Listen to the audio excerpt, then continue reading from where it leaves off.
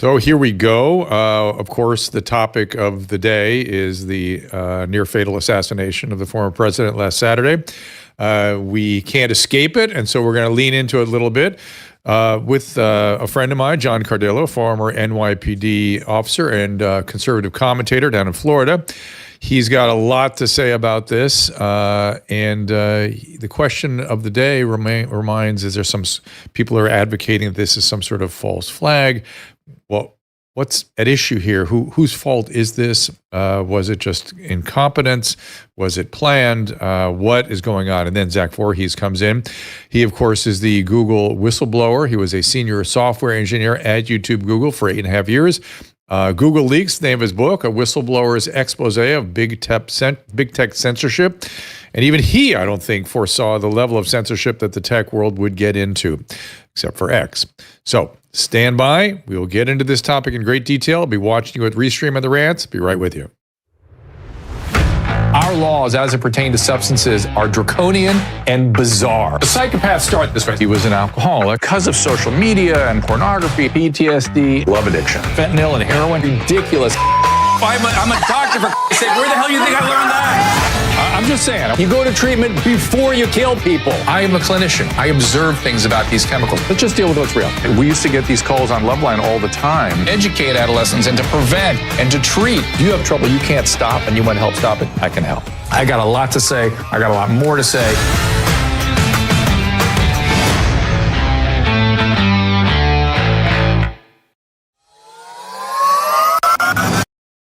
I'm excited to bring you a new product, a new supplement, Fatty. I take it. I make Susan take it. My whole family takes it.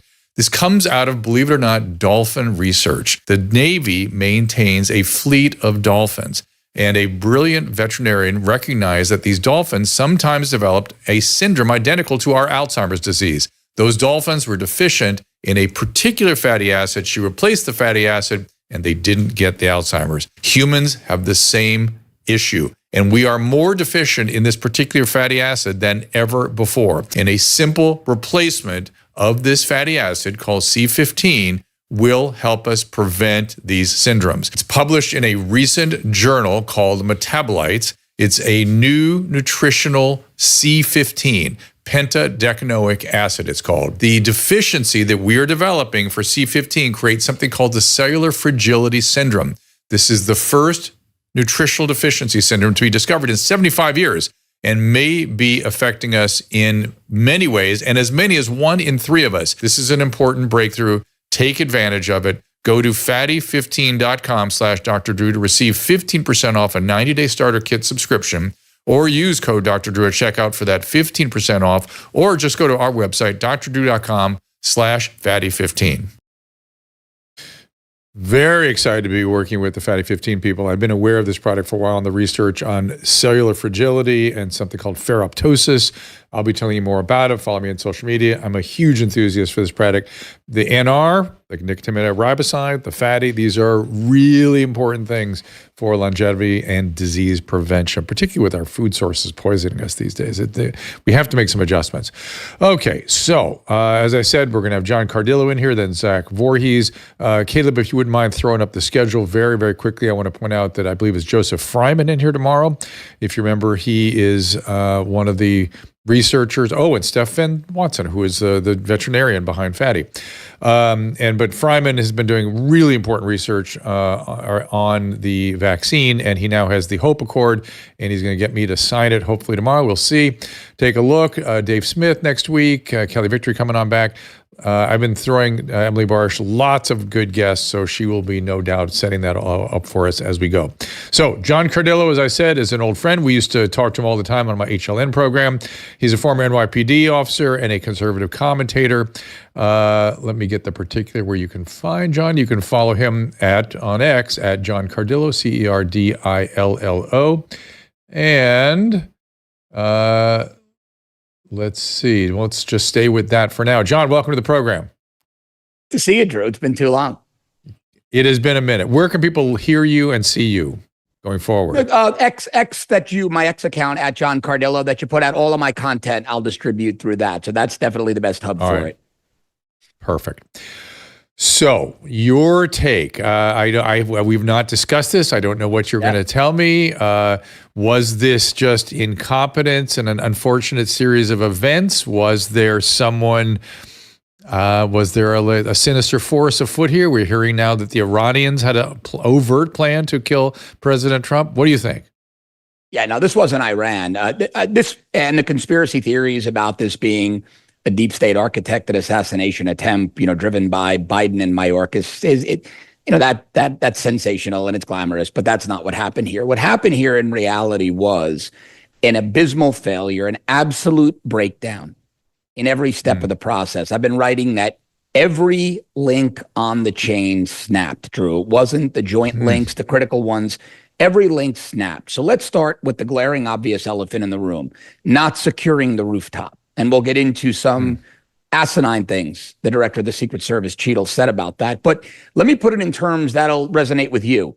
Not securing a rooftop when you're protecting a principal, a protectee, especially a former president, at that point, the nominee, presumptive nominee, but he was the nominee, and with the polls are recently showing, the next president. To not secure that rooftop is akin to a surgeon not washing their hands before walking into the operating room and performing surgery. It's simply not done. The Secret Service began protecting presidents in 1901. Teddy Roosevelt was their first protectee. They've got 123 years of training under their belt. The doctrine to secure rooftops goes back almost as far. So this was a catastrophic failure, and it was driven, I was talking to some senior people in Homeland Security, which of course is the parent agency of Secret Service, and it was driven by lack of budgeting, driven by short staffing and understaffing in the Secret Service, and the woke culture. And the short staffing is really the most critical point of failure here, because what they've been doing to supplement Secret Service personnel is pulling agents from other agencies under the Department of Homeland Security to supplement Secret Service details. Now, Secret Service has two missions, right? Maybe maybe some of your audience does or doesn't. Everybody knows that they're the guys who protect the president. We've all seen the Clint Eastwood movie In the Line of Fire, but they also handle financial crimes, counterfeiting, credit card fraud. They're the lead agency. In fact, prior to 9/11, when we didn't have a Department of Homeland Security, they were under Department of the Treasury. So the Presidential Protective Detail has always been the elite at Secret Service, typically veterans. Normally, you do about 8-9 years in the field. Then, if you're really good at what you do and you train well and you're physically fit and you meet the height and size requirements to protect certain protectees, right? You've got to be at least as tall as your principal, if not taller, because you want to cover their whole body if, God forbid, somebody takes a shot at them. Those were the people that made the detail. But now it's a little bit different. Now they're pulling agents from Homeland Security investigations, from ICE. Now, these are investigators. These are good agents. These are people who are very good at what they do, but they're not given that extensive protective detail training. They're not training with the other agents night and day. And there's a word I use, choreography. If you've ever watched Tier 1 Special Operators, Delta, SEAL Team 6, clear a building, clear rooms, it's almost like a ballet. Everybody is in sync with one another. They don't have to say a word. If you go back 40 plus years and you watch Ronald Reagan's detail when he was shot, they had that same flawless choreography. What we saw the other day, because of this fragmented way to pull in personnel, people who've never trained together, aren't training on the same protocols. What we saw was a mess, just a complete mess. And that's what happened. There was no grand conspiracy. People say the CIA. What they don't realize is right now, the CIA is up there with FBI and parts of Secret Service in terms of incompetence and wokeness. They're not the CIA that used to change regimes in countries. That's not where we are today because of the mess in our federal government. So this was really just apathy, incompetence, and a complete lack of command and control. Really interesting. And yet we have the current head of the Secret Service saying things in a public interview. Absolutely, I'm responsible for this. The buck stops with me. And then she goes on to other topics. Like, when the buck stops with you, the question is, what are the consequences for you and for your decisions and for whomever else you've hired or you've put in positions of authority who may have made bad decisions? What are the consequences? And it doesn't seem like they're going to be any. Well, look, I mean, we lost all those service people and billions in equipment and that disastrous withdrawal from Afghanistan, and nobody lost their jobs, right? Here we have, sadly, one fatality, a guy who lived as a hero as a fire chief and died as a hero protecting his family, right? But I mean, that's been the trend in this administration. Innocent, good people die, and no one is held accountable. Nobody loses their jobs. Nobody loses their pensions. But the most preposterous thing she said is that they didn't have a counter sniper team on that rooftop because the roof was sloped. The slope on that roof, I do a 15-degree incline on the treadmill every morning, and the slope was less than that. Right. But here's the egregious part, Drew. Here's the egregious part of that statement. The counter sniper team that ultimately took out the guy, too late because they didn't get the green light to fire, they were positioned on an identically sloped roof. The woman contradicted herself, and there are about 900 videos out there of that roof they were stationed on. If you look at photos of the Secret Service snipers on the White House, the pitch of that roof is almost 35 degrees. So her excuses are just preposterous. Does she need to go? Absolutely. She needs to go, and let me tell you why. Everybody's saying, well, she worked at Pepsi. No. This woman spent 27 years at the Secret Service prior to taking that global security job at PepsiCo. Her last gig at Secret Service as an assistant director was she was the deputy commanding officer of the Presidential Detail Training Unit. She knew the protocols. She knew exactly what to do and not do. Never trained her people. It never trickled down to the staff. Yeah, this is all really disturbing, and the fact that people are dead and they just go, oh well, what are you going to do? It's the buck stops with me, and then the buck has no meaning or so. I don't know how to pull that metaphor together, but it's such an odd situation we're in these days. So they now are going to expand coverage for RFK Jr. Do we know these budget issues? Again, it feels a little sinister that they would restrict the care of a former president. Is there anything sinister to be seen in these budgetary considerations? And what is going to be the situation going forward, given that former President Trump is now the candidate and allegedly gets more coverage that way, and RFK Jr. apparently is going to get some coverage as well? Yeah, so where those budget issues really start to create problems are when they combine with the wokeism. And I know we can harp on this, but this really isn't a platitude, Drew. And I'm not being hyperbolic, because what we're seeing law enforcement agencies do, we're seeing it at the FBI, right? We're seeing glaring problems there. We see it in the intelligence agencies. But the Secret Service is unique in that their mission is so critical, protecting the president, the first lady, the vice president, their families, right? Because if you can hit the U.S. president, then you're hitting the ultimate symbol of global power. So it's so critical. They do their job well. And what these agencies are doing is, for example, they're taking the tactical and high liability training away. Right? They're going to cut hours out of that and train them on things like diversity, American Sign Language, handling potential threats that might have disabilities. I mean, it's truly bizarre. It's truly bizarre. Like I was being tongue in cheek, but I put up a post on X this morning, and I was mocking the radio net, saying the local cop said, hey, we've got a man with a gun on the roof, and him being admonished by the Secret Service, don't assume his gender, stay off the radio until you know his pronouns. And I was joking about it, but that's essentially what's happening in these agencies. Yeah. And so when you divert funds and you divert time from the high liability training, the clearing the rooms, that choreography to get him off that stage. I mean, the fact that they let Trump stand up there with his head exposed is just infuriating. We have this now iconic photo of him holding his fist up. It's an amazing photo. It's going to go down in history alongside Iwo Jima, the raising of the flag on Iwo Jima, but it never should have happened. It never should have happened. He should have been tossed off that stage, carried off, thrown into that vehicle, and evacuated. Yeah. Have you seen the footage of Reagan? Reagan also, you forget because he was shot, he also had somebody attack him on a stage, and you see the Secret Service sweep in and take him off. And I know, Caleb, maybe you can find that footage. A glass breaks and this guy runs up on stage to him, and the whole thing is gone in 10 seconds, maybe 5 seconds. But there's a I kind of weirdly mixed feelings about this because on one hand, great, bring a bunch of women into the Secret Service, but no, you can't have somebody smaller than president trying to protect and carry. What if he'd been hit? Those people are going to carry him off the stage. As we say, if you're a Gutfeld fan, somebody said something to me I thought was a great metaphor. They go, "Is Kat Timpf going to cover Tyrus if he's being shot at?" I mean, that's just not going to happen. So if they're going to, maybe Caleb, you can find me some pictures of my friends Kat and Tyrus. If they're not going to, if they're going to have lots of women in the Secret Service, they can't have them doing these certain functions if they're not the same size as a 6'4", 240 male. Look, that was protocol. And as far as I know, it still is protocol. So what you're saying isn't some outrageous non-woke statement. The protocol has always been you need to be taller than your protectee. Look, when Bill Barr was Attorney General, I was actually at Trump Hotel one night, and the Attorney General came in with two FBI There's Kat agents. and Tyrus.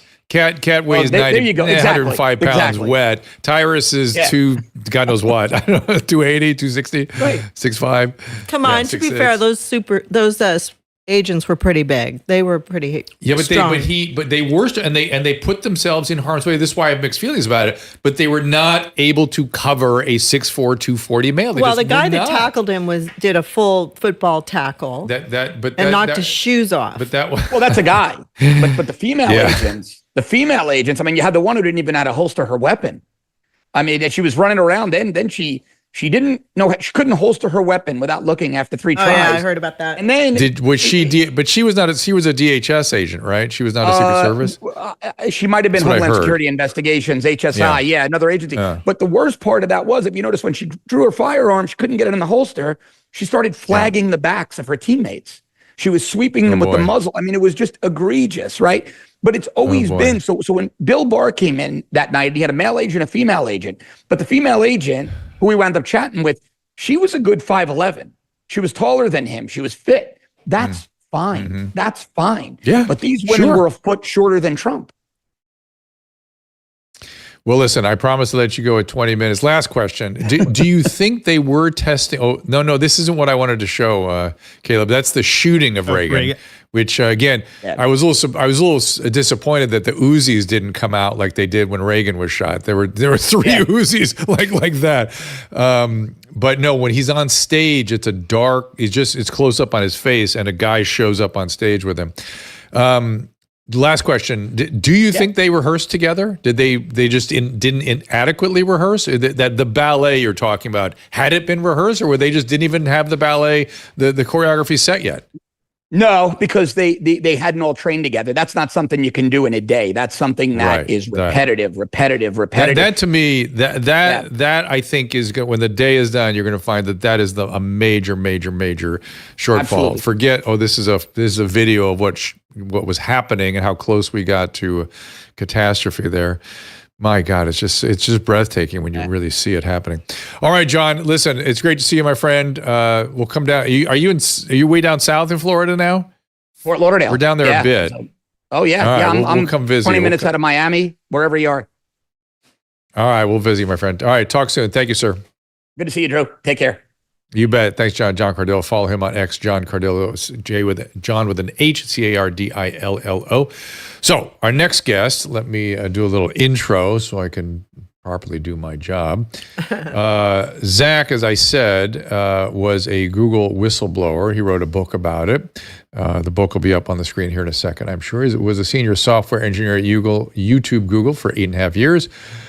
His official bio you can find at Zach, Z-A-C-H, Vorhies, V-O, I think he had 2 O's in his name. Oh, no, it's 2 E's, V-O-R-H-I-E-S. Sorry, I beg your pardon. I think I spell his name with 2 O's sometimes. Oh, boy. Yeah. Okay. Well, that's why I may be following somebody that was the improper person. But he had the balls to come out during the pandemic when everything was going haywire at YouTube. Yes, he was talking about censorship. And before anybody else. Right. And he has been very vocal about a lot of things. For instance, one of the things Susan would appreciate, he is saying that although Western global alliances have been trying mightily, China is sovereign. And I've seen a lot of stuff flying around today about China preparing for various aspects of biowarfare and AI, and I figured Zach would have something to say about that. I do want to get back into the assassination attempt as well. You can follow Zach on Twitter, I believe. Yes. His X is Perpetual Maniac. Perpetual Maniac. So welcome the Perpetual Maniac. Zach, welcome. Thank you, Dr. Drew. It's good to see you again. Good to see you again. So I just want to get your take. What we'll do is we'll talk a little bit about the assassination attempt and the press response and the Secret Service response. There's so much packed into it. Like, give me your 30,000 foot overview. I've looked at the details of this. It just seems so. It's just so improbable. All these different things. That there's a guy who climbs up. He's spotted by police. He's spotted by bystanders. They're pointing him out. The Secret Service is like, "What do we do?" Turns out that the Secret Service was actually a temporary Secret Service. It turns out that there was Secret Service counter snipers on the rooftops that had him in their sights. And apparently, this isn't confirmed, that they were given not to have the kill order until the guy fired, and then they returned fire, and that was the end of that. So, how do we figure that one out? Everyone keeps saying that couldn't be true. It's not true. It came off Fortran or something. How does that get ruled out as a possibility of the sniper that killed the assassin had to wait until there were shots fired before he got the clearance, or was that in his head what his orders were, I wonder? Well, as time goes on, stuff becomes more clear. Right now, we're waiting to see if the sniper will come out and tell us what he said. I do not believe what was put out by 4chan. I think that was disinfo, because the guy clearly gave his name in the 4chan post. And if he's going to do that, he might as well just come out in public and say it. He's not doing that. Right. And so for a while, it looks like we're not going to know the truth at all. All right. And so it's improbable. There was incompetence. There was chain of command issues. There was, as John Cardillo just told us, there were personnel issues. There's budgetary issues. I don't know. You add all that up, that's sort of enough for things to go haywire. That's for sure. But the thing that for me, couple things sort of are big question marks, over the thought bubble over my head. One was they seem to have scoured the assassins' websites and phones and things and aren't finding very much. That's a little bit of a At the same time as you're hearing that, well, maybe you got something to tell me, so fine. At the same time that Iran is now being accused of having an active plan to kill the president. So where are we? I mean, they can't even get into his phone, right? They're saying, "Oh, we can't get into his phone at all. He had no social media." It's almost like he's a ghost. I think that this was planned. I also think that it was planned that this assassination attempt was not going to be successful, because the military-industrial complex doesn't mess around. When they want you dead, you're dead. And this idea that they wouldn't have multiple snipers out there that could take them out as an insurance policy, or maybe even have a plan C with a head tracking kill drone, doesn't really make any sense for me. And I want to show you something really quickly.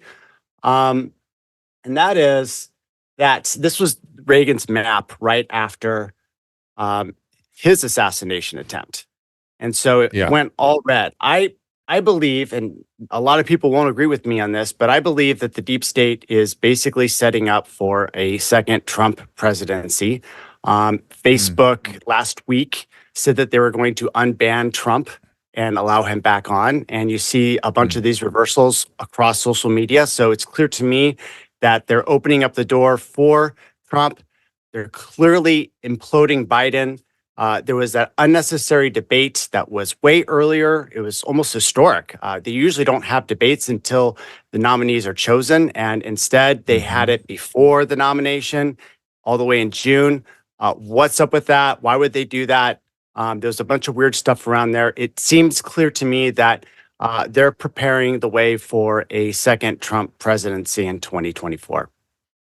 Let me propose an alternative sort of explanation, and you shoot it down, which I'm sure you will, which is that for lack of a better model, I'm going to use the Overton window and say maybe the Overton window is actually shifting, and people who have been this 20% of people that get into the mass psychosis and become hypnotized are sort of shifting out of it. They're prone to go, that group is prone to go where the winds blow. You know, if something is becoming popular, the Overton window shifts, they go with it. They're the ones that, you know, went with COVID, whatever. They're the people we have to watch out for and not listen to. But, you know, I think an example of some evidence for this is the situation with Tenacious D. And by the way, I saw that Tim Pool accepted Jack Black's apology and said Tenacious D should continue their tour, and actually agree with that completely. Those are good guys. They're funny guys. They're good musicians. They're a great group.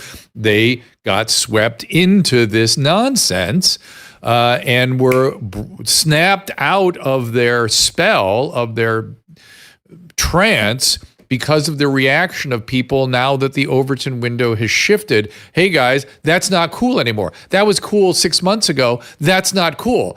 What? Oh, okay. I won't do that anymore, guys. I apologize. That's the Overton window shifting. Could that explain the whole thing, or is that even what I'm seeing? I mean, I think that's what you're seeing, right? Like an assassination attempt is no laughing matter.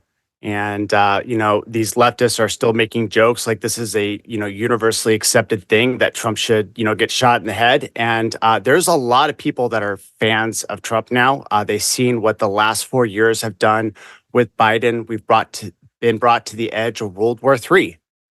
Taxes have gotten higher. Inflation's out of control. You know, people complain about Trump, but, you know, everyone was pretty much getting richer with their 401ks until this pandemic hit in, you know, 2020. And so, I mean, I would definitely trade anything to get those years back relative to what I've been through the last 4. You know, I want you to give me, after the break, I want you to give me a little update on the pandemic, as you call it.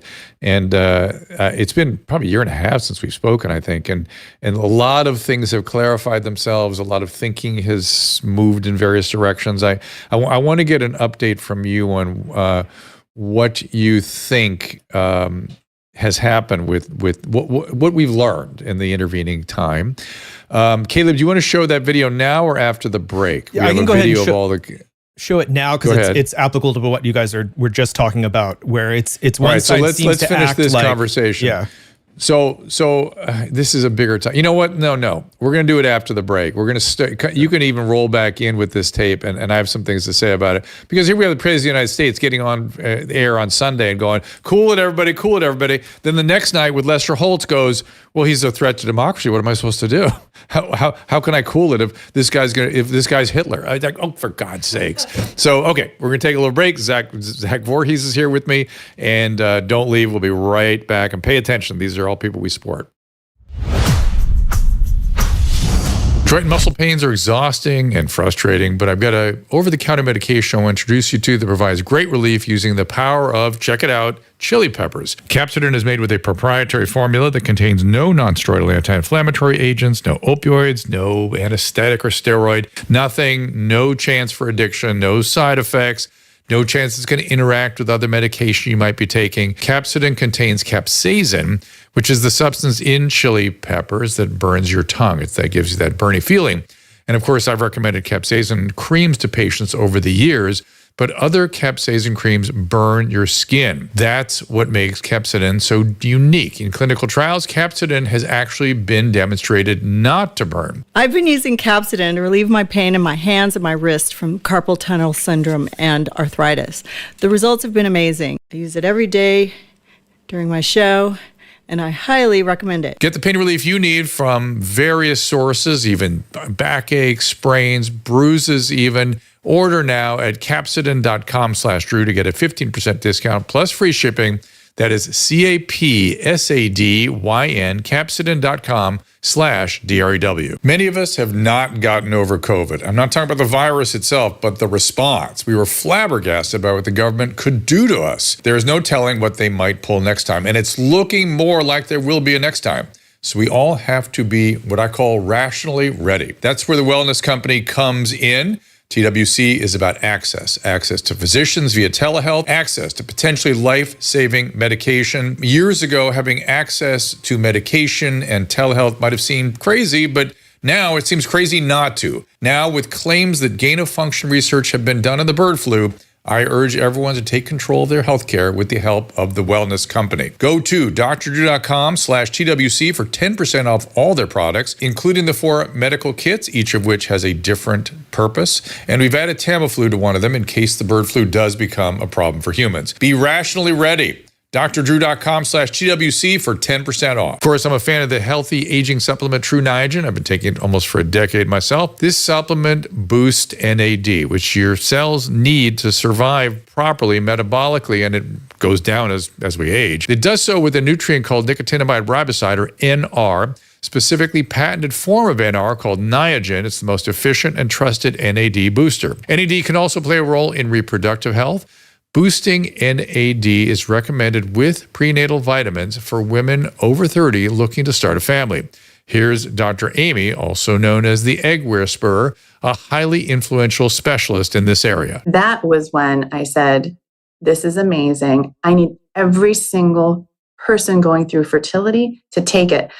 I not only take it myself, my patients have shared stories. They took it and then they got pregnant naturally. And that's really my goal, is I want people to empower themselves with the tools so that they can get pregnant without my help. True Niagen is an amazing NAD booster. You're going to want to add it to your reproductive health arsenal.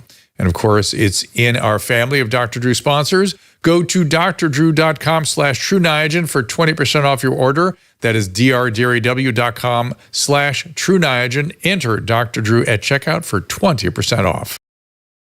That's brilliant. And thank you, Drew. Who's Dr. Drew? Where is he? Dr. Drew. Dr. Drew. And a reminder that True Niagen, Fatty, these are essential supplements today. And True Niagen, whenever anybody says I look younger than my age, I always think maybe it's that True Niagen. I've been on it for over 10 years, and it really changes the oxidative state of the cells, supports your mitochondrial health. These are really, really important things for people, particularly as you age. Now, before you order a Prime Day special from Amazon, think about redirecting your hard-earned money to an American company that respects and appreciates you. In fact, these guys we've called them, they're lovely. They just are so appreciative. Check out what's available at mypillow.com and mystore.com. Mike Lindell has set up some great deals for this audience when you use the promo code DRDREW, Dr. Drew. So, Caleb loves his MyPillow 2.0. He has 2, and you can have 2 as well. And why does Emily make me say weird things? Well, when you order one MyPillow 2.0, you get a second one for free. That is mypillow.com/Dr. Drew and mystore.com/Dr. Drew. Zach Vorhies, follow him on X as Perpetual Maniac. Zach, as I said, welcome to the program. He's written a book on his years as a Google whistleblower. Caleb, maybe you want to throw that up just so we keep pushing that out. And I'm guessing before we play this tape we're going to do a mashup of all the descriptions of Trump as the end of life on this planet, essentially.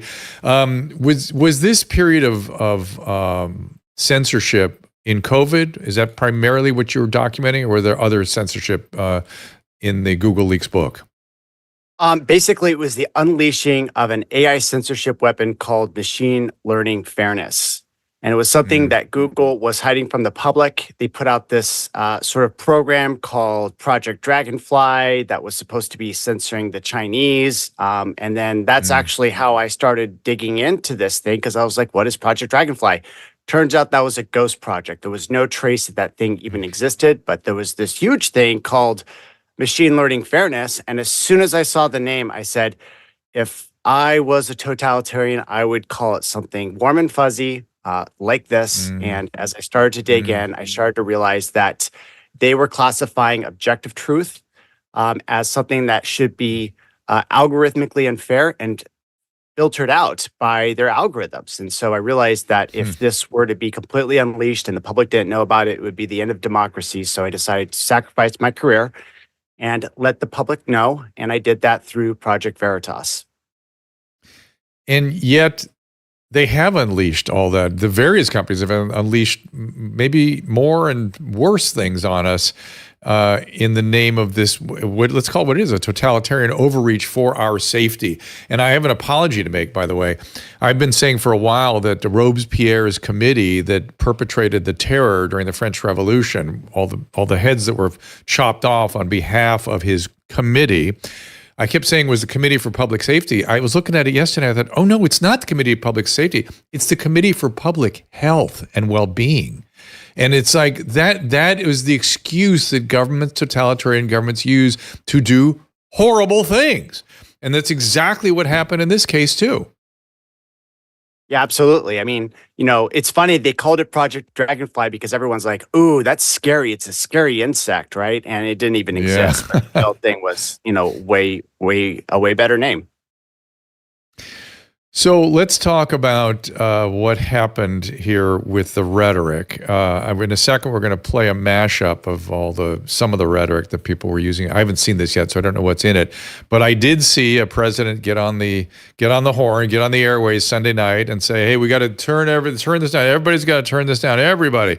Okay. And then he gets in front of an interview with both a Gen Zer, which he was even more obtuse, but that one thankfully wasn't broadcast on television, and Lester Holtz. And Lester Holtz goes, "Don't you think some of your rhetoric might be a little bit extreme here as well?" And he's like, "Well, the guy's a threat to democracy. So what am I supposed to do?" It's like, well, I'm sorry.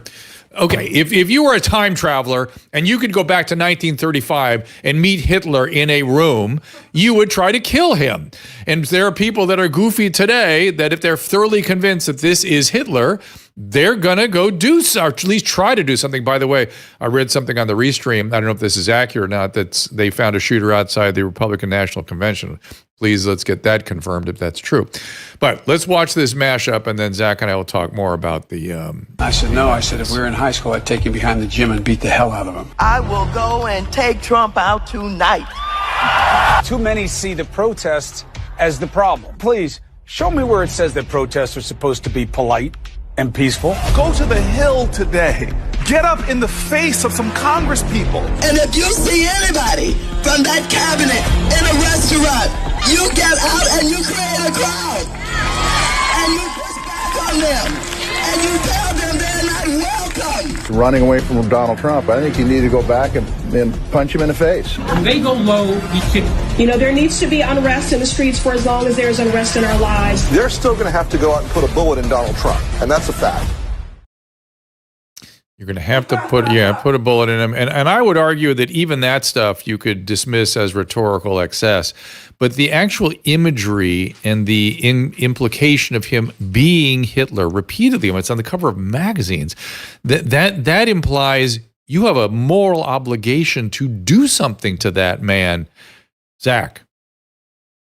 Yeah, I mean, they've been bringing up the rhetoric for a very long time, right? Basically saying that he is Hitler, which, to a lot of people, it's like, did Hitler try to restrict government and cut taxes? No, he tried to expand government. He was a socialist. He was pretty much as left-wing as you can get, but with elements of nationalism with his policy. And, for someone like that, like, I've been pretty much looking at that, like, sort of like batting an eye, going, come on, Trump is nothing like this.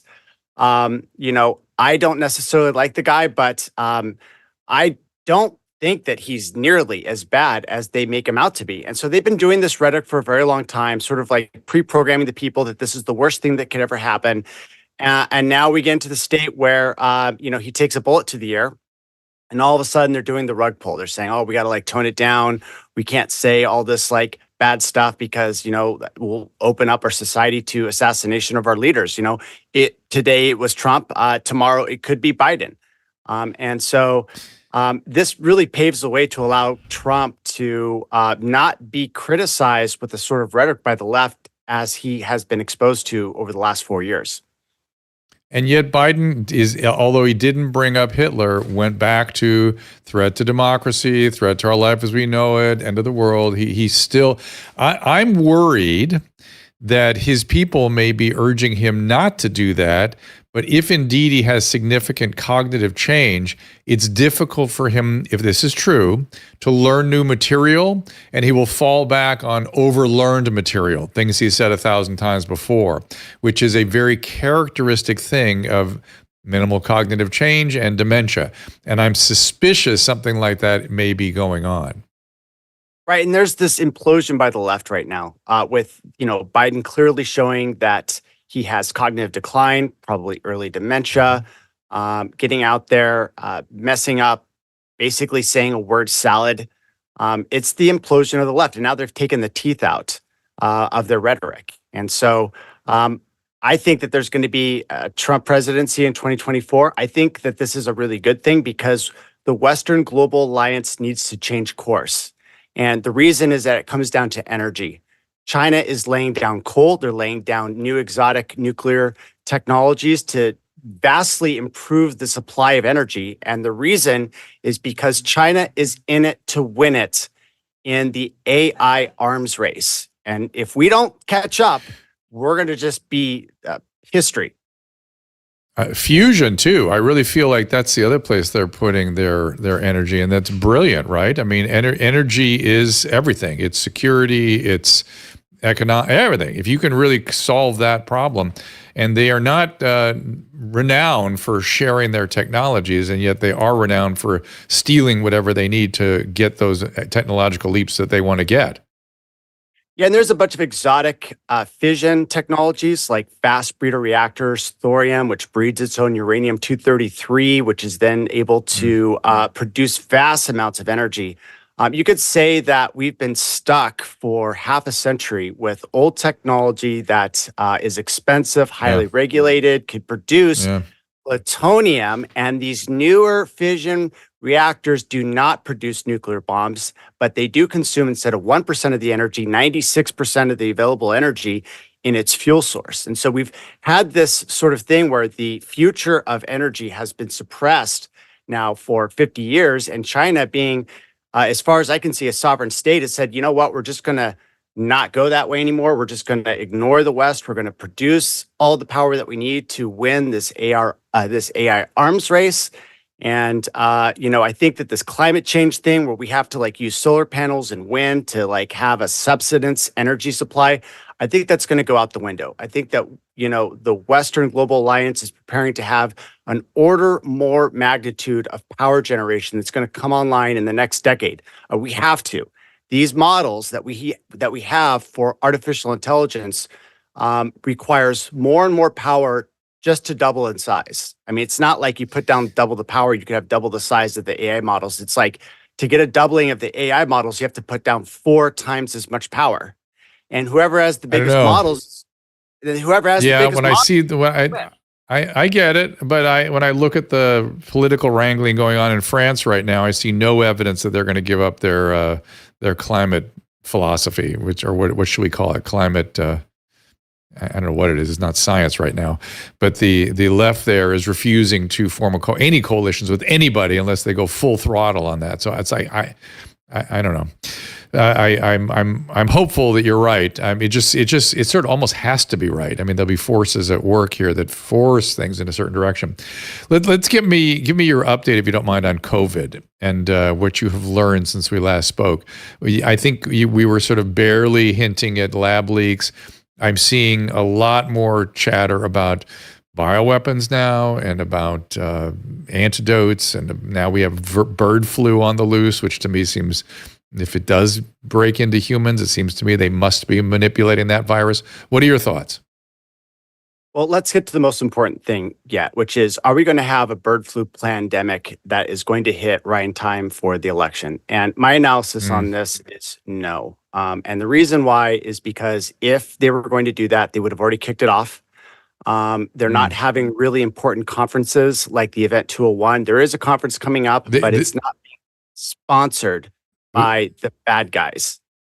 Is that true? I looked at that conference. It's a big one. It's in Washington, and it's $1,000 to go.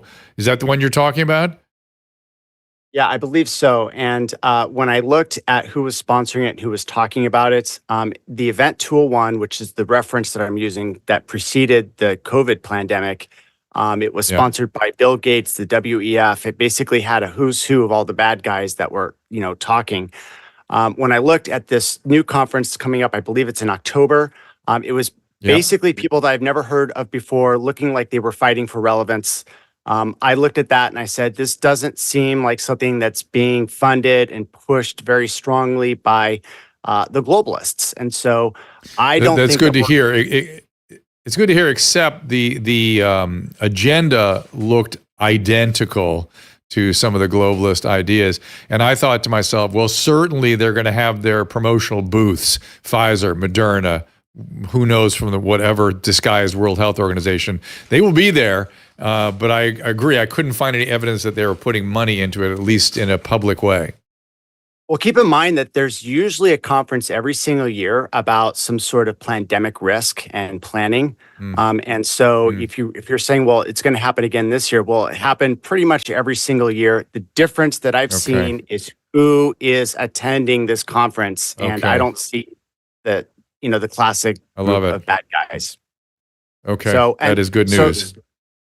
But if you want to talk about the pandemic, like it's pretty much the same thing that I've been saying like a year and a half ago. A bioweapons leak from Wuhan, probably intentional, to kick off a crisis within the entire world. It gave them justification to get their mRNA technology out there and inject it into every single person. I'm glad to see that we've all sort of woken up together. I know I was a little bit ahead of the curve. People thought that I was a little bit out there, but over time, it looks like I was right on the money. And what's really interesting is, I've watched you for a while, Dr. Drew.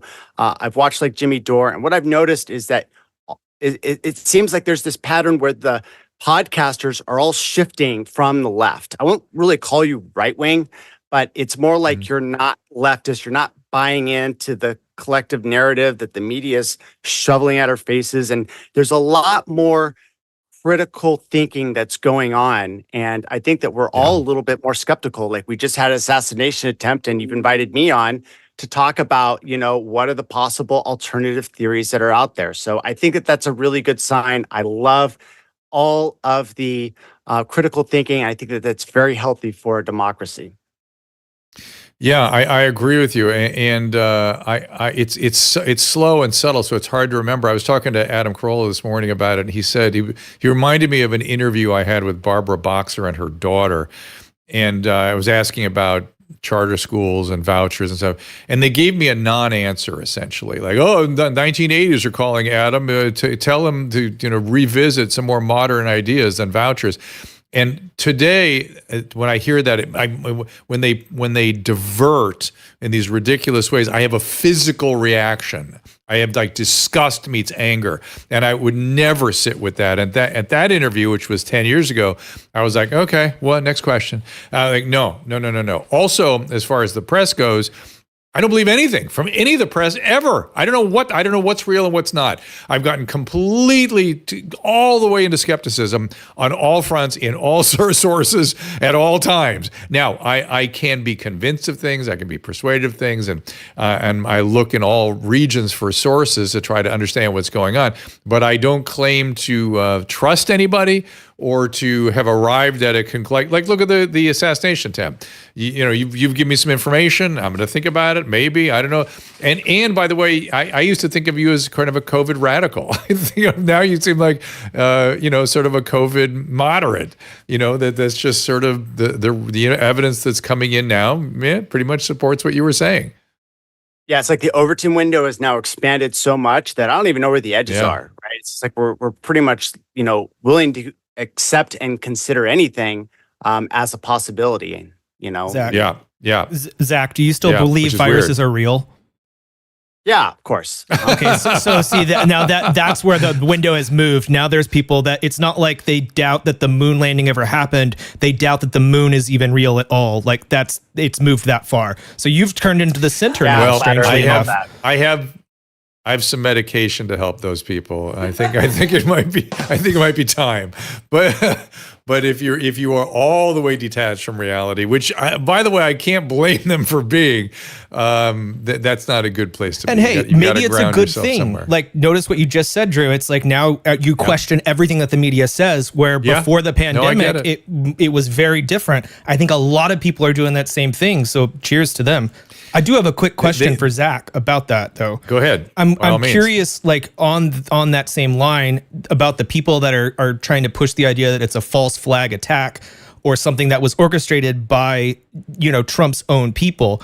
It's never made sense to me because it seems like it's 1 millimeter, 1 hair off, and then everything is done. And by the way, Caleb, play the video if you don't mind of Trump turning his head. You had it up earlier because Zach, you also earlier said that when it's a military organization, they don't miss and they have secondary sort of snipers up there. But look how close they came.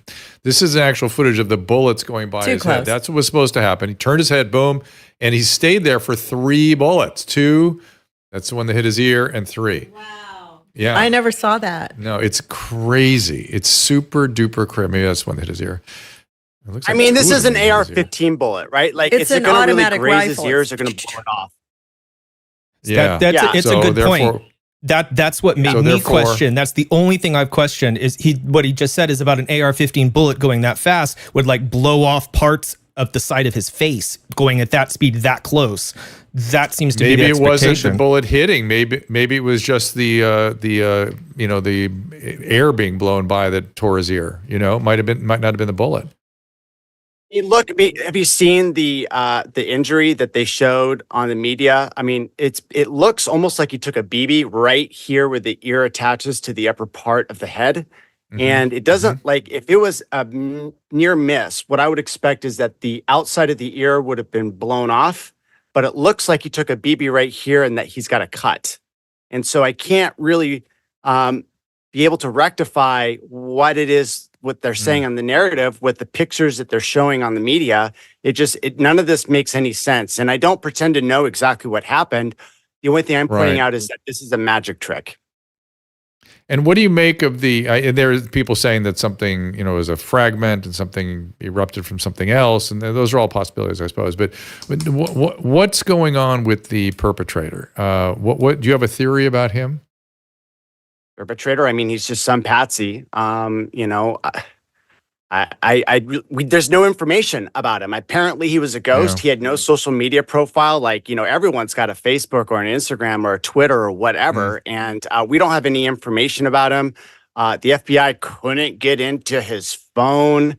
Like, come on. So I have an update. Yeah. Sorry, I have an update on that. They actually did. They did say that they got into his phone, but didn't find anything of useful value in it. So that it's pretty much the same thing. They got into it, but and by the way, I saw an interview with a kid that was his classmate from high school, or at least a year behind him, and he was flipping out pretty completely. He was like, "Well, this kid was, nice and a loner and was bullied regularly, so I'm sure that's going to be what's blamed for his proclivities." But really, nothing. No bank account. No. Any. Well, that's what I started thinking. I started thinking, well, if you're an Iranian operative and you're looking for somebody. Patsy, as you call it, somebody soft, and you offer them a lot of money, who knows what you can get somebody to do? I don't know. That's an interesting thought, Susan, and maybe that disappeared magically also. But be that as it may, did you analyze the course of events? I mean, if you're if you look at all the failures of the Secret Service that I went over with John Cardillo, did you have anything further to say about that beyond what he saw? Yeah, I mean, I actually took some notes. The rundown is that the Secret Service was not the regular Secret Service, but a substitute. You may remember that woman couldn't holster her weapon. That's because she wasn't a regular Secret Service person. So the crowd was pointing out the shooter for 30 minutes to the police as this guy was climbing up. The counter snipers on the roof had the shooter in their sights for literally minutes. There was a police officer who climbed onto the roof and confronted the guy, but he pointed the gun at him, and so he got down from the roof. There was a ladder that happened to be placed where the sniper needed to get up in order to get into position. Is that just all coincidence? I mean, I don't think so. I think that all of these improbable events mixed together show that this was some sort of operation that was supposed to produce this show that we saw the other day. Oh, so you think it was supposed to have the outcome it did? It wasn't some operation that was actually designed to kill him? Oh, interesting. No, I think he blew it was off some intentional, other but- guy's head. What about the guy that died? I mean, look, they have to make it convincing so that people will buy into it. Oh, like I said, Well, no, I mean, it's a massive- he might be on to so if we want to follow this direction and we think about how advanced, and then they have pretty much unlimited funds of either it's a foreign government or our own government or some shadow government that wants to make this happen. We always keep in mind that they have technology that they don't let us know about. So it could be just there was also a water tower that was nearby. Now I'm not questioning. I watched the videos. It looks like what they're saying happened, but they've also said a lot of stuff before, and it turned out to not be the way that they told us it happened. I'm just curious, Zach, who do you think is most likely to have orchestrated this? Because Trump has benefited greatly from this whole thing. Like the near miss has it's energized his base, and people that weren't his base have been energized by this and taken a closer look at this guy. I'm curious, who do you think would have planned it this way and then to miss him like that? Like, that's a lot of moving parts to pull off. Get him to win. It was like Putin said that the best way to control the opposition is to run it ourselves. I think that one of the biggest mistakes I made was believing that Trump was necessarily against the establishment. I don't think that anymore. I do think that he's controlled opposition. And I think that this back and forth, this rug pulling, this all these surprises that keep on happening. I think that both Biden and Trump are actually, at the end of the day, working for different factions of the same group. So I don't necessarily think that Trump is legitimate opposition. The big reason why I believe that is because they had a knife to our proverbial throat in 2020. And then Elon Musk bought Twitter and they didn't stop it. And all of a sudden, we've been allowed to sort of resurrect ourselves and come back through all these improbable things. And I've looked at it like on a technical aspect, they had us. Like, they had us down. We were ready to tap out. They've allowed us to come back. The only way that that can be explained is if the right wing is also controlled opposition, and that at the end of the day, they're all working together. So I think that that's, it's above Trump's pay grade who organized this. Zach, other than Perpetual Maniac, where would you like people to follow you? You can see all my Google leaks at zachvorhies.com. Come see how the sausage was made with censorship at Google. Perpetual Maniac was my gamer tag. It just sort of morphed into my activist tag, so I apologize for that. Follow me on twitter.com/perpetualmaniac. That's where I drop all the newest intel. You're not always going to like what I say, but I am more right than pretty much anyone else that has commentary on Twitter. So check it out. Zach Vorhies, everybody. Thank you so much for being with us. Thank you, Dr. Drew. It's a pleasure. You bet. So I want to talk a little about the RNC for a second. I don't know how many of you saw Amber Rose last night. I thought she did a really impressive job and was extraordinarily impactful. She told a story about her dad challenging her to prove that Trump was a racist, and she realized she'd been brainwashed. And I just thought she did. Susan, did you see that as well? Mm-hmm. You think it was that as? I just, for some reason, thought it was terribly impactful. Am I getting? No, she told her truth, and it was impactful. Well, then the other thing I'm seeing today is a bunch of videos of particularly women saying, particularly African American women, crying and saying, "Oh, there's Amber at the podium there," crying and saying, "Oh my God, I didn't realize I'm watching these people at the RNC and they're not these old white men villains I thought they were. There's a bunch of women there and Amber's there, and I think somebody's been brainwashing me. Yeah, I think somebody's been brainwashing me. I can't believe this, and they seem like they're nice people and they're not satanic, is what I thought." And to me, this is all kind of the weird Overton window shifting in terms of understanding that the press has been lying and brainwashing, and also arriving at your own conclusions about things. These people are not going to be Republicans, but at least you can treat other Americans as sentient beings that have their own thoughts about things. So I don't know. To me, there's something happening. I hope it continues in that direction. Somebody's asking, can you please tell me what happened to pavilions? I don't know what that means. You mean the grocery store? I don't know what happened to it. What's that? Get this. So the first day of the RNC happened yesterday, Drew, and the only speech that I actually watched was Amber Rose's.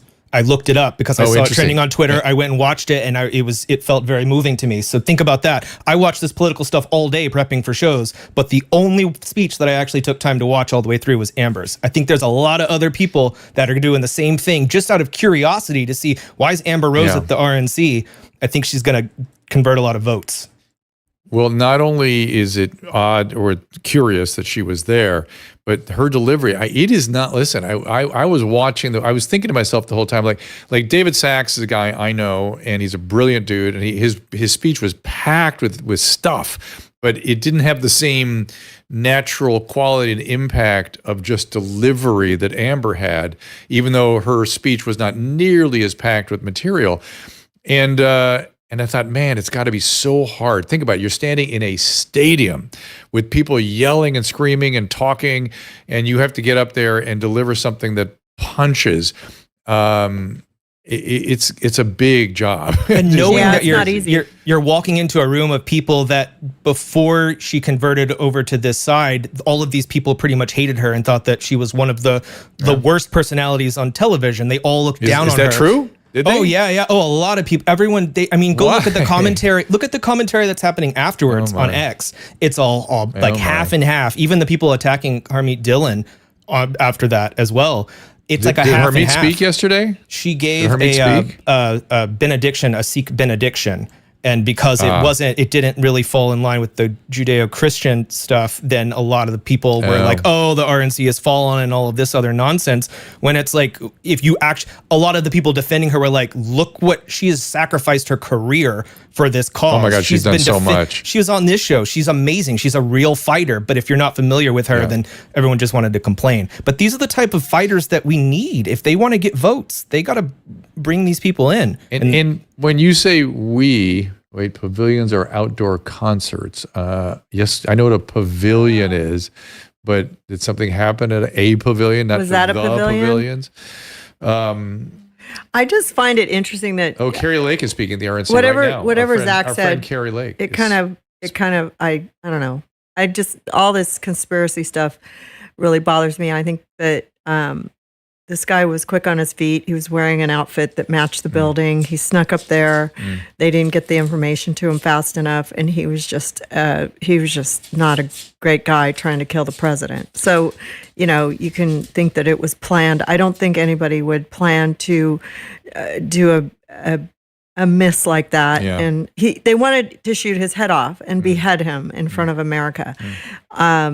That's my take on it. But I did say, why is that roof? Why couldn't they see that? Now, if that was a plan from somebody else, that could be. But they didn't set this up. They didn't blow off a fireman's head in front of his family to make a point or win the election. That to me is just way too far fetched, and it pisses me off. But I also believe in divine intervention in this case, and I'm so glad that somebody was watching out for this guy. And you're going to do a show on that on Thursday? Yeah, I mean, not really, but I do want to talk about it with my psychic mediums and what that means, because, spiritually, this is a big deal. And we saw the feelings and the love of the family that was with Trump, and everybody was tearing up when he came out. God bless him for being alive and making it there with this bandage on his ear, which must not have been comfortable, and just soaking in the moment and living and still going out and shaking people's hands. By the way, people were complaining, oh my God, look at him with that big thing on his ear. Look, I dress ears. That's how you dress an ear. I told Susan that he should come in with normally we wrap the whole thing around their head, and I was surprised he didn't have that. So he should come in with a piccolo. Drew, Susan actually brings up a really good point. I was going to say this, and she's the first person that I've heard actually voice some sort of empathy for, how is Trump doing in all of this? This guy literally just got a bullet whiz past his ear. Like, can you imagine how traumatizing that is? I saw. wild. Listen, as you know, I'm neutral on these. I work with RFK Jr. Susan supports him thoroughly. We're sort of neutral on Trump. I'm worried about Biden's bill. I don't think he's in charge of things. I worry about that. I'm very, very moderate, as I've said a million times. But I saw Eric Trump talking about this today, and he said Eric was changed, and his dad was definitely changed. And you could see it when Amber was talking. I rewatched the Amber interview with Susan, and he started tearing up. Trump did at Amber's sort of touching story. I thought, wow, I'm curious what he's going to say when he does get up to the podium, because he claims he threw away a 20-page speech that was going to be an extreme discussion about the problems he sees. Now he says he's going to switch to the conversation about unity. And so, Caleb, when you said something about we need this, I was thinking to myself, well, I think you're thinking about the right, but I think about the country. I think about the American people need this. That's what I'm. This. Yeah, that's what I'm thinking. Okay. I think now it's almost it's a choice between it's the old guy that we can all tell is fading and needs to go and spend time with his family, and this other old guy who's just a better choice. That it doesn't matter. You don't have to like him. It's just these are the choices. Kennedy would probably be the best option. He may want to go be with his family too. Right. You know? Maybe now it's like no one's even asking that question. It's like, well, that's the most bizarre part of it to me, is that he's a character now, and no one pauses to think, maybe today he doesn't want to be president anymore after that. And they're having to encourage him behind can you imagine being shot at like that, surviving, and then having to go on stage the next day? Yeah. Near-death experiences they change you for life. Douglas Pinsky is texting me saying that the pavilion is where Trump spoke, he thinks. That's what I was thinking. I don't know what's going on at the pavilion. Maybe you guys can tell me. I'm watching the Rumble rant. But, this guy was up on the roof. It was very low. That was the first thing I said. I was look how low that roof is. How did they not see him? With JFK, in the fact that they're both so exposed, and the CIA has been implicated in both. I don't know. I don't know what to make of all that. Maybe we have a really left-wing police department over there. But I think there is an important message in all this, which is just be open to anything. Don't jump to a conspiracy. Because there's a random series of events that seem unlikely, doesn't mean there has to be a conspiracy. Human error exists. Oh boy, does it. Oh boy. And it's not just for women, just because a woman was in charge. There was probably men there too who overlooked it, They're like blaming the woman who was in charge, but there is human error in this situation, and pinpointing who was the worst human in this moment is the hard part. Adrian says the world is being deceived. Gets me so angry. What gets you angry? It's just like these are humans together. Everybody doesn't realize that we're shooting somebody's head off in a public display. That's not right. This is America. This should not be happening ever. By the way, Susan, it's something interesting happening here. There's a lot of people reacting to you having psychics to talk about divine intervention. Why don't you bring some clergy in also, so they can reconcile these? People have lots of different feelings about it and ideas about this kind of stuff. Just something to chew on, maybe. No? Yeah, sure. Not this week. I don't have one, but maybe in the future. All right, interesting. But thank you for your ideas. I appreciate it. And I think that's a change. I just want to discuss it. I think something about being spiritual, or whether you believe in Jesus or our hermits thing. We all have our own gods to pray to, and in this circumstance, he was saved by the grace of God. In my eyes, I don't know. I don't care which God. So. All right. Joseph Fryman in here tomorrow. A lot has happened since we last spoke with him. He has got some great data on the mRNA vaccines, and he's asking for them to be pulled from the market, that there is just too many side effects until the proper, I think he's going to tell us, so the appropriate randomized placebo-controlled trials can be done. He also is part of the HOPE initiative. Is it what's called the HOPE trial? HOPE. It's a document that many, many tens of thousands of people and professionals have signed on to now to ask for these vaccines. Again, you can debate whether they are vaccines or not, to be withdrawn until appropriate study has been done, and perhaps the risk reward can that I do believe we will be using these things. I don't want them to throw the baby out with the bathwater, but we must understand the risks more thoroughly. So he and I are going to talk about that. Don't forget Dave Smith on July 23rd. Lots of people coming our way. Tommy Robinson, Harvey Reish coming on Thursday. And we'll be from New York. Is Dave going to come in the home with us on July 23rd? He's going to be there in New York with us? He did that once before. Wait. Oh, is he on that day? He's on while we're in New York. Oh. It'll be interesting. We'll see if maybe. we can get him in. I'll ask him. After he finishes with the Skanks, the Legion of Skanks. One of the most extraordinary things to me is the different environments Dave Smith can operate in. He does a show every Monday called Legion of Skanks. And then he's also doing his political commentary shows. Good for him. All right. Let me look at the comments here, see if there's anything underway for you guys that you're thinking about that I can comment on. A lot of gun talk. Killing and guns and all that good stuff, and who makes a good shot versus not. I could not, focus the next day after seeing that. We were with a bunch of kids at a baby reveal party, and it was like, oh my God, the president was almost assassinated. And we put on the TV, and I was like, what if he was assassinated? Would we have thrown the TV on in front of a bunch of 6-year-olds? Would we have known that's what it was? Oh my gosh. I was thinking about it all day, and I was just like, I was 4 years old when Kennedy was assassinated. And, my mom used to leave the TV on all the time. So I got to see it, you were one of those kids. But I remember how depressed the country was afterwards. I remember how upset everybody was. The whole world was crying. It was like 9/11. And this is a wake-up call. So, we need to just say, like Biden said, we need to stop this back chaos. To Biden saying that he's going to tone down the rhetoric. The New York Post, Emily just sent me this. New York Post has a headline. Let me read it to you once it comes through. Biden teases Kamala Harris, quote, could be president of the United States in a Trump-bashing NAACP speech. There's a lot in that. Sort of raising her profile. And let's see what he says about Trump. Donald Trump's presidency was hell for Black America. Okay. Well, when he came out and did his speech right afterwards, it was totally written by somebody, and he was reading a teleprompter. He cannot do an interview on his own without a teleprompter. Oh, sure. I've said it a million times. And I seriously think that, they cannot let him have interviews with people anymore. Because it's going to make it worse. So there's in his speech, a lot of Trump's a liar. A lot of Trump will end any progress for Black America.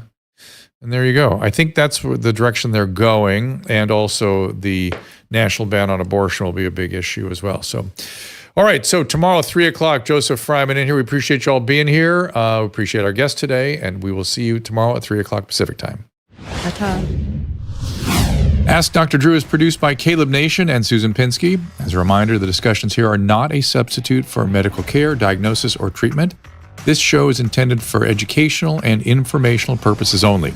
I am a licensed physician, but I am not a replacement for your personal doctor, and I am not practicing medicine here. Always remember that our understanding of medicine and science is constantly evolving. Though my opinion is based on the information that is available to me today, some of the contents of this show could be outdated in the future. Be sure to check with trusted resources in case any of the information has been updated since this was published. If you or someone you know is in immediate danger, don't call me, call 911. If you're feeling hopeless or suicidal, call the National Suicide Prevention Lifeline at 800-273-8255. You can find more of my recommended organizations and helpful resources at drdrew.com/help.